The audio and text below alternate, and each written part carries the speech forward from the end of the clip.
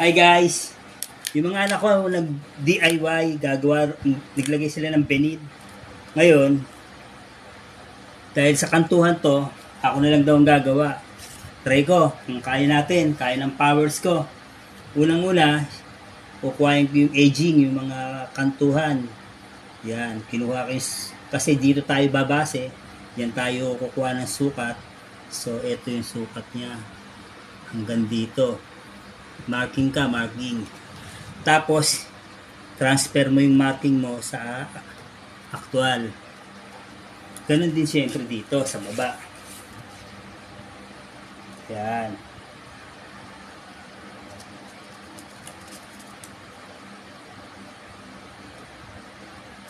Hindi ko makita eh. Lumalabo ng mata ng lolo nyo eh.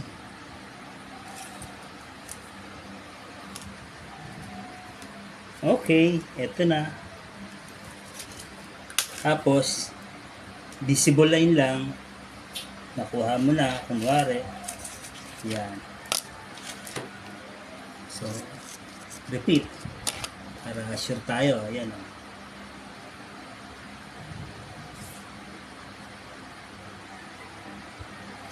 Ngayon, kukuhain mo naman to.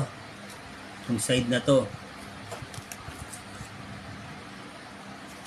Mas magandang gamitin dyan, eskwala. Eskwalahin natin, ha? Eskwala. Ito. Saka to.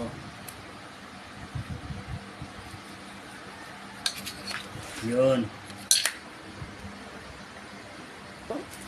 Ito lang. Repeat. Repeat after me. Kamali ako ng guhit. Sa bagay, ito na yan. Isa, dalawa.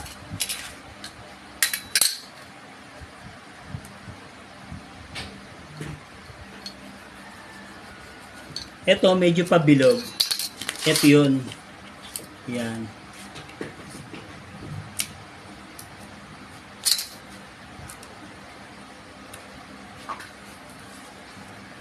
Medyo pabilog to. Uukit na lang tayo dito ng pabilog. Papudpud na ito ah. Itong ano nyo, lapis nyo. So ito naman, sunod tayo dito sa kanto. Kanto na yan.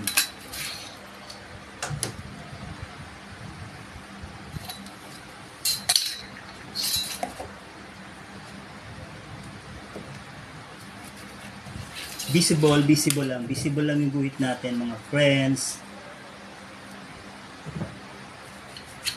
Ngayon, ito naman yung aging nito ang papasok. Ang kukuhain natin. So,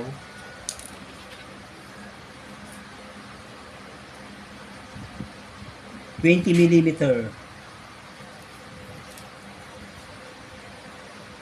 20 mm. Ito na lang para medyo dikit natin ng konti. Tapos na. Huli na. Tapos na to.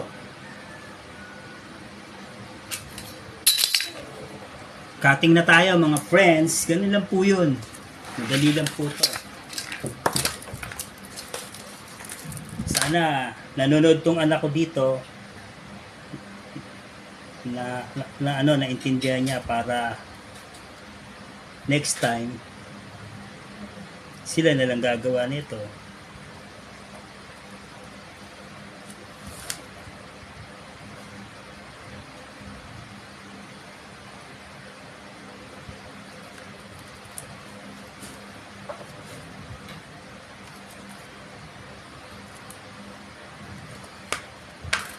Pag nyo to latagan, punasan nyo to ha. Punasan nyo. Make sure na wala ning alikabok. Sa bagay, nilinis nyo na yan. Pero laging ganon.